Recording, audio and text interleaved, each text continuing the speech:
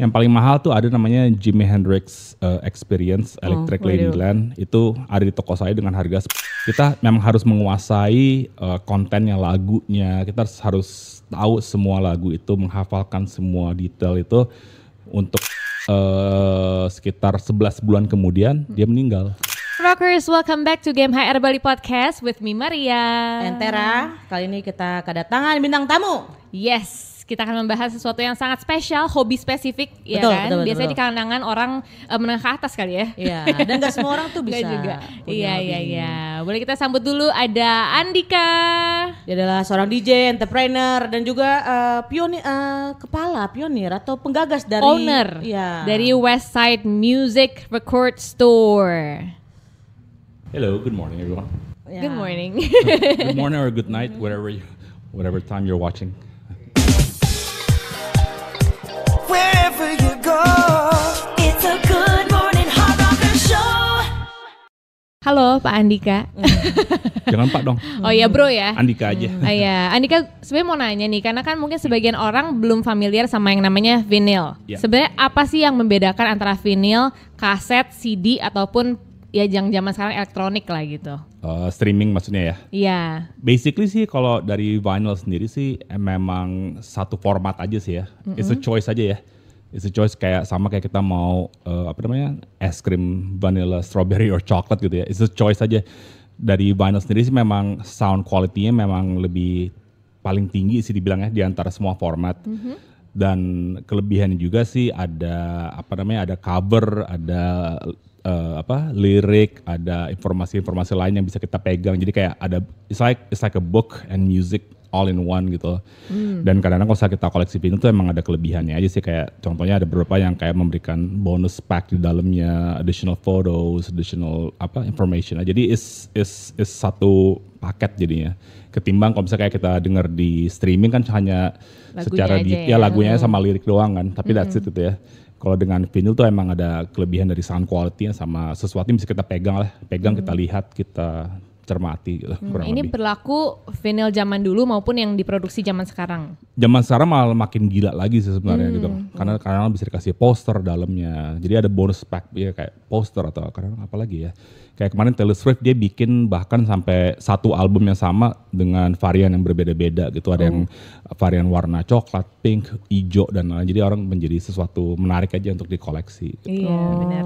Dan itu mahal. Relatif. Maksudnya apa yang bikin mahal tuh sebenarnya? mahal karena supply and demand aja sih ya. Karena kalau misalnya zaman dulu itu sih bisa aja sih di angka 50 ribuan gitu ya. Sekarang juga masih ada sih 50 ribuan yang second ya. Tapi kalau yang baru-baru memang karena cost produksi lebih tinggi dan bahan baku juga terbatas, pabriknya juga terbatas, otomatis memang costnya juga tinggi. Tapi harga tuh memang pasti naik ya, fluktuasi inflasi ya. Kayak dibanding 20 tahun yang lalu karena bahan ya selain bahan bakunya juga ini, tapi orang juga berani bayar sih ya. Orang kalau sekali berani bayar tinggi ya pasti company-nya juga pasti makin akan menjadi ya, makanya harga juga pasti naik gitu, nggak mungkin stay di harga Yang paling mahal selama dikoleksi sama Andika apa? Yang paling mahal. Yang paling mahal tuh ada namanya Jimi Hendrix Experience Electric Ladyland. Itu ada di toko saya dengan harga 10 juta. Gitu. Kenapa mahal? Karena itu gambarnya kayak ada sekitar 15 cewek dalam keadaan bugil. Dan itu si record company yang merilis cover itu, dan si Hendrixnya marah dia. Karena dia marah, saya mau ganti covernya, nggak mau pakai yang itu. Hari itu dimusnahkan. Nah sisa-sisanya yang udah beli nih, yang masih ada itu, yang tersisa itu menjadi mahal gara-gara covernya sempat diganti sama yang lain. Ada berapa di dunia tuh? Kalau boleh tahu. Banyak sih, masih ribuan sih, cuma karena emang langka aja dan nggak diproduksi lagi ya. Ya orang udah nggak ada. Iya. Takut kalau tiba-tiba muncul. Jadi muncul lagi. Iya, itu kan untuk vinylnya. Yeah. Kalau playernya sendiri itu berapa sih harganya? Kalau player sekarang di marketplace sih rata-rata sih dapat lah di angka paling murah ya. 500 ribu ada. Oh ya? Tapi kualitasnya ya sekedarnya ya. Tapi kalau misalnya yang decent tuh di 5 juta udah dapat sih sebenarnya. Tapi Nggak lebih mahal daripada kualitas telepon. player ngaruh nggak sih dengan kualitas lagu apa sih kayak kualitas lagu Dengerinnya suara ya? ya? Iya. Jadi memang kita butuh player yang memadai sih sebenarnya. Jadi mungkin sama kayak mobil ya. Mobil kan ada mobil yang biasa aja, terus ada mobil yang high end gitu loh. Kalau mobil yang high end pasti experience-nya juga lebih enak kan pas mengendarai. Sama juga dengan vinyl, kalau misalnya kita menggunakan jarum yang lebih bagus atau kita menggunakan alat yang lebih bagus, sound quality juga pasti didengar juga jauh lebih enak ketimbang yang harga 500.000 aja gitu. Oh, Iya. itu kan misalnya ibaratnya mobil ya. Kalau mobil kan kita bisa utak-utik tuh entah diganti part apanya. Kalau playernya bisa juga nggak sih? Misalnya jarumnya kita custom atau Bisa apanya? bisa banget. Bahkan kayak ganti speakernya juga, speaker yang lebih gede, lebih powerful atau apa tuh berdampak dengan hearing experience-nya juga. Gitu. Terus kayak speaker yang ngarah kemana itu juga ngaruh sebenarnya juga ya. Oh itu lebih fisikal lagi ya. Tapi emang bener sih.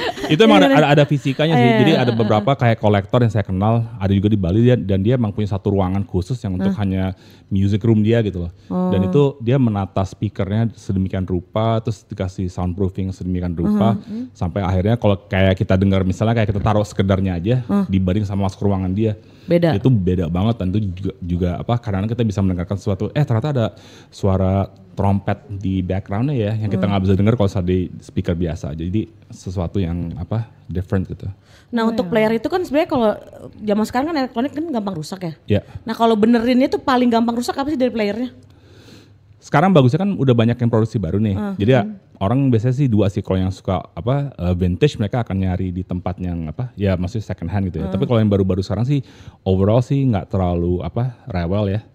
Makanya sebelum sih kayak ada perusahaan Technics mungkin yang paling terkenal ya, Technics Turntable. Dia sempat bangkrut karena alatnya tuh jarang nggak pernah rusak gitu loh, sampai dia bangkrut karena Dirusakin. karena kan Dirusakin. biasanya kan kalau elektronik kan gitu kan Iya, ya. iya. Even kayak Iya. handphone kan 2-3 tahun pasti Sengaja. udah mulai menurun kan. Iya. Nah, kalau turntable tuh untungnya sih emang kalau yang beberapa merek kayak Technics atau apa yang sering dipakai sama industri ya. Itu bisa kayak yang saya pakai sekarang untuk DJ di Bali tuh mungkin udah 25 tahun gitu ya. Gitu-gitu aja sih. Paling saya cuma ganti kabel aja atau ganti elektroniknya tuh jarang rusak emang karena Luar biasa Luar ya. biasa ya. Iya. Tadi kan ngomong DJ ya. DJ. DJ khusus vinyl. ya.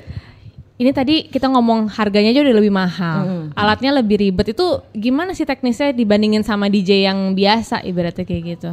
Sebenarnya saya dapat job di Bali ya as a DJ tuh pas pandemi kemarin. Pas pandemi kemarin tuh banyak yang venue yang minta saya main dong pakai vinyl karena kita kan nggak bisa terlalu pumping musiknya. Kita bikinnya musiknya lebih ke flashback 80s 70s 80s gitu. Memang sih secara teknikalnya lebih susah karena harus bawa alat 80 kilo, vinilnya harus 1 jam tuh bisa 20 lagu berarti 20 vinil. Misalnya kita main 4 jam berarti 80 vinil. Wah. Sakit punggung dan lain-lain. Ya banyak sekali. But visually is more interesting aja daripada digital DJ gitu. Jadi makanya di Bali terutama banyak yang mencari vinyl DJs untuk tampil supaya ya memang secara visual emang lebih enak, lagunya juga biasanya kan ada segmen yang mau pumping atau segmen juga yang mau lebih chill kan. Saya menang di market yang lebih chill to medium event gitu, jadi yang so basically ya it's complicated but it's also visually entertaining juga gitu. Nah ini ngomong masalah teknis nih kan tadi udah banyak tuh, terus kalau yang digital DJ kan dia udah tahu nih mau muter lagu apa gitu kan ada gitu kan. Nah kalau vinyl kan nggak kelihatan nih habis ini, berarti DJ-nya sendiri mesti hafal. Ya. Perumpamaannya sih gini ya, kita bikin mie instan sama abang-abang nasi goreng yang dia harus giling cabai dulu segala macam. Bawang putih ya. Vinyl juga seperti itu sih, kita memang harus menguasai kontennya, lagunya, kita harus tahu semua lagu itu, menghafalkan semua detail itu untuk kita mau transisi dari satu lagu ke lagu berikutnya gitu.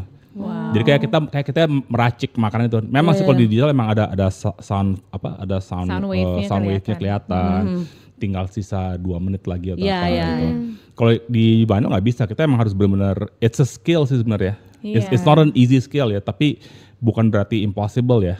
Kayak saya banyak di DJ yang backgroundnya bukan dari musik atau apa, tapi mereka yang mempelajari musiknya dan mereka emang mencintai musik gitu loh. Jadi akhirnya ya untuk memainkan vinyl as a DJ itu emang harus hafal lagu aja sih. Itu tapi sekali main kan besar ya kalau final dan harus Iya. diganti kan. Iya. Itu apakah sendiri atau berdua atau gimana tuh biasanya? Rata-rata sih kita setiap set kita kan kita bisa main 4 jam tuh. Jadi 4 jam tuh 80 laguan lah kurang lebih ya, plus minus. Kita emang selalu pairings ya. Kita main back to back. Jadi ada satu yang memang fokus ke di jam pertamanya atau nggak bisa main berdua juga. Satu yang bantuin masukin vinyl ke dalam tempatnya lagi gitu. Jadi it's a teamwork gitu loh. Bisa sih sendiri gitu loh. Cuma emang lebih enak berdua aja kan kita bisa fokus ke crowdnya. Kita bisa fokus you know what? Lagunya ini terlalu slow nih kita ganti yuk karena crowd di sana udah mulai Udah naik nih. udah naik nih gitu. Jadi kita ada teamworknya gitu.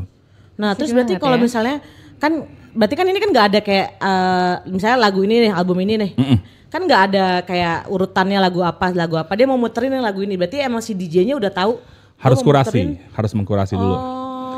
Kalau di digital memang bisa dikasih playlist, Iya, bisa iya, dikasih indikator misalnya, ini apa BPM sekian, lagu sekian, style sekian.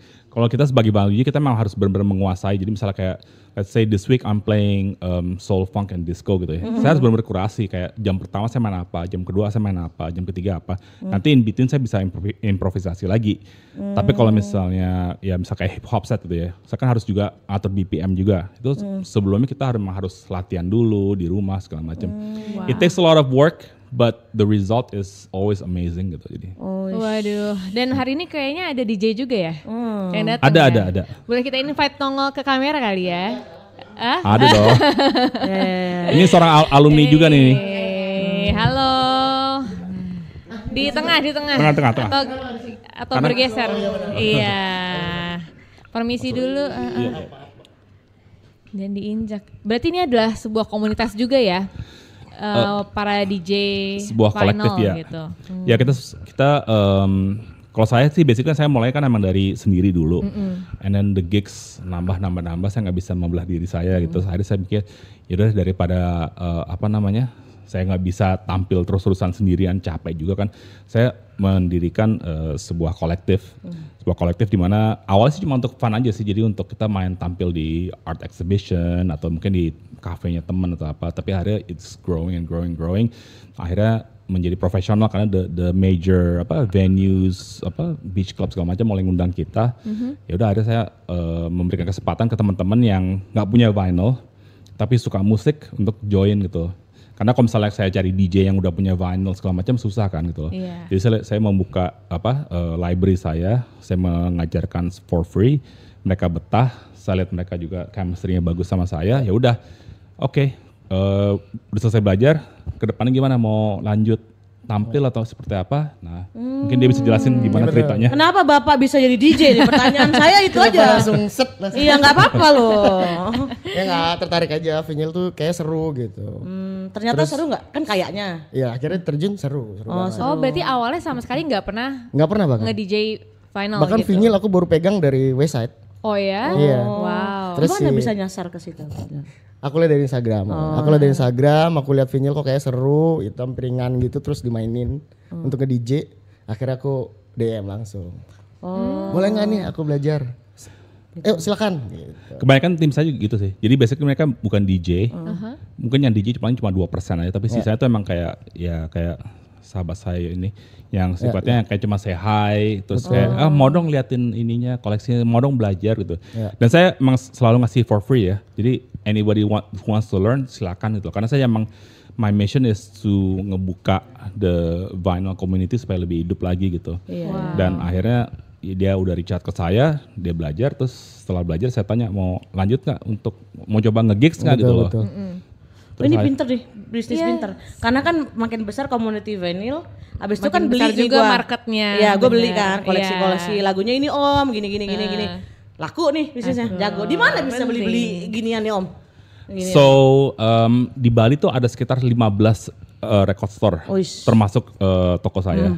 Itu yang proper store ya, yang ada tokonya. Mereka juga online juga gitu. Ada 15. Kalau punya saya sendiri berada di Park 23 di dekat airport. Saya choose di airport karena ini aja sih easy for people yang baru landing di Bali, misalnya turisnya atau juga yang dari keluar tol juga dekat Oh gitu. ya, tinggal stop by aja ya. Stop by gitu. Jadi toko saya sih emang konsepnya dulu tuh is my personal collection, tapi akhirnya rumah saya udah mulai sempit dan dikomplain sama orang rumah. Akhirnya saya buat toko, tapi akhirnya it became a good business gitu loh. Tapi saya mulai dari DJ dulu baru buka toko karena demand-nya juga banyak yang naik saya pas lagi main, bisa beli di mana ya gitu loh. Terus jadi baru terus karena banyak orang yang nanya, saya bilang kalau 10 orang nanya saya lagi nih di mana bisa beli vinyl, that's a sign untuk saya buka toko. Akhirnya udah berjalan hampir 3 tahun dan alhamdulillah lancar dan keep going strong. Dan koleksinya emang juara. Emang satu rumah ruang tamu tuh ya koleksi vinyl semua. Itu bisa tuker tambah atau barter gitu atau gimana Om kalau misalnya ini? Nah bagusnya memang vinyl tuh emang ini kan ya, gampang diputar dan kayak mungkin kayak emas ya. Emas kan bisa dijual ulang lagi atau apa. Vinyl juga sama sih. Jadi kadang banyak yang udah beli di saya, mungkin dia beli 20 atau apa, terus 5 bosen, ini tak jual deh gitu, tak jual atau exchange atau apa. Dan kita memang sangat open banget untuk apa barter atau untuk exchange atau mau dibeli lagi atau apa. Jadi mereka bisa biar muter aja, karena kan film kan terbatas ya, paling cuma produksi cuma 1.000-2.000-an seluruh dunia. Jadi saya dengan senang hati ya ngambil kembali, misalnya dia bosen atau apa, terus ya dia bisa ambil sesuatu yang baru gitu. Oh that's cool. Nah ini misalnya teman-teman ada yang mau tahu lebih lanjut tentang vinyl, tentang DJ-nya juga, atau tentang apapun itu, bisa nanya kemana nih? Mungkin ada media sosial atau apa? Ya kita ada 3 sih ya. Kalau misalnya if you wanna see my shows yang aku tampil itu ada di westside.music, musicnya MUZAQQ. Terus kalau misalnya mau lihat tokonya ada di Park 23 di Tuban Kuta dekat bandara, itu namanya Westside Music Record Store.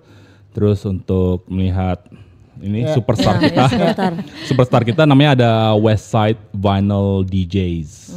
Wow. Sama kita kan juga lagi nyari female DJ, siapa tahu. Oh yes, DJ. teman-teman boleh. Cowok dan cewek sih sebenarnya. Anybody ya, umurnya bebas. Tapi kalau misalnya mau main di klub kan harus 21 ya. Tapi kalau misalnya bahkan kita sebenarnya udah ada DJ yang umur 8 tahun sih sebenarnya. Betul. Jadi ya anybody kalau misalnya mau belajar nge-DJ it's for free, bisa kontak saya di westside.music dan langsung masuk aja ke toko boleh? Misalnya Om ajarin gitu. Ya kalau misalnya mau diajarin kan bukan janjian dulu ya. Tapi maksudnya kalau mau datang ke toko kira kayak film kungfu, guru ajarkan langsung gitu. Bisa. Tapi kita emang free, jadi anytime just send me a message gitu. Misalnya minggu depan atau besok bisa ketemuan nggak? Kita bisa kasih kesempatan kok. Anybody yang mau belajar is for free. Dan tidak ada ikatan apa-apa ya. Jadi kalau misalnya udah belajar habis itu dia mau pergi ya nggak apa-apa gitu loh. Tapi kalau dia mau belajar habis itu stay dan mencari opportunity, lumayan loh. Kayak kemarin teman saya ini hampir 50 juta deh gajinya. Pantesan gue lihat sekarang kalau baru, ya kan kacamata baru.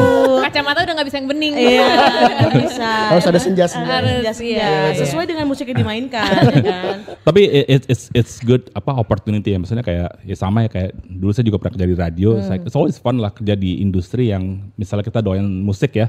It's always fun dan ini kayak as a vinyl DJ atau apa, it's always fun juga karena kita kerja 3 jam, 4 jam, kadang kita masih 4 jam sebelum capek loh kayak berdiri segala macam, tapi sejam lagi terusin apa gitu. Kadang seru gitu loh. Muterin musik gitu nggak berasa. It's a fun job gitu. Iya. Tapi betis agak kenceng ya. Enggak, pakai stocking yang buat varises itu enggak. Iya. Tapi ya it's really cool ya. Dan gue yakin orang-orang pasti banyak yang setelah dengerin jadi penasaran. Kayak oh ternyata ada loh karir as a vinyl DJ gitu. Seru sih, I mean vinyl tuh ya sesuatu yang kayak bisa dipegang, dilihat, dibaca gitu ya. Jadi sesuatu yang menarik dan secara ya itu tadi sound quality juga enak didengar sih. Dan dan ada ribuan lagu yang bisa kita explore secara visual gitu ya. Kalau kita di streaming kan kita bisa scroll next. Karena kita tidak mendengarkan lagu sampai akhir karena it's too easy just to go next gitu ya. Kayak swipe ini ya, dating app. Tapi kalau misalnya vinyl is more personalized ya. Dan kita nggak mungkin sekedar beli vinyl aja, pasti kita belanjai sesuatu yang kita akan menghargai. Betul. Jadi kita mungkin untuk skip atau cuma sekedar dengar ala kadar itu mungkin lebih kecil ini ya. Alright, now before we close the session, karena sudah bawa jauh-jauh, boleh dong dikasih lihat dulu what's so special about these 2 items that you bought? Oh ini basically dari James Brown. James Brown tuh seorang musisi yang banyak banget di sample dan di copy ya. Tapi yang ini ada tanda tangan dari almarhum Kebetulan saya waktu kerja di Java Jazz Festival dan saya disuruh jadi LO-nya. Wow. Jadi selama 3 hari saya nemenin dari dia sampai turun pesawat segala macem, sampai dia harus nemenin ke toilet segala macem. Saya LO yang benar-benar harus jagain dia. Terus malam terakhir saya bilang, Mr. Brown, saya boleh nggak minta tantangan vinilnya, saya bawa koleksi saya. Oh ya oke. Terus dia tantangan sekitar 10 vinyl saya dan yang ini tulisannya, this album is worth $1 million. Wow. Ada kata-katanya gitu. Jadi dan ada foto sentat saya share ya, bisa boleh. jadi cuplikan ya foto saya bersama ini. Dan ini spesial aja karena ya sekitar 11 bulan kemudian dia meninggal. Oh, berarti ini nggak akan dijual ya? Nggak tahu ya, ntar setelah saya nggak ada mungkin jadi. Kalau kita lagi nawar $1 juta, bisa. Kalau udah butuh $1 juta akan dijual. Iya, why not sih? $1 juta sih is okay itu pasti.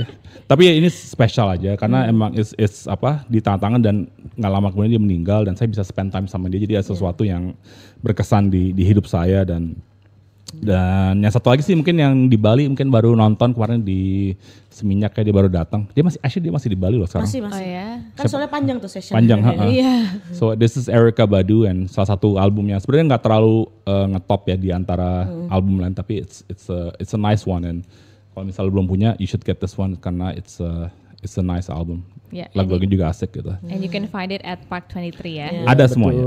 Ada semua. Oke. Kalau begitu once again thank you so much Thank Andika, you. thank you juga Arden yang udah menemani kita di GMHR Bali Podcast kantor hari Hard Rock ini. lagi. Kita alumni semua loh kita berdua. Iya. Kita alumni Hard Rockers. Iya. Oh my God. Udah nggak Hard Rockers lagi loh. Masih dong Iya. kan. Ya udah Hard Rockers, thank you so much for listening to us. Next week kita akan ada podcast lagi. Jadi Jangan lupa di like kalau yang di YouTube, like, subscribe, and share this video. And we'll see you on the next episode. Bye. Bye. Hard rock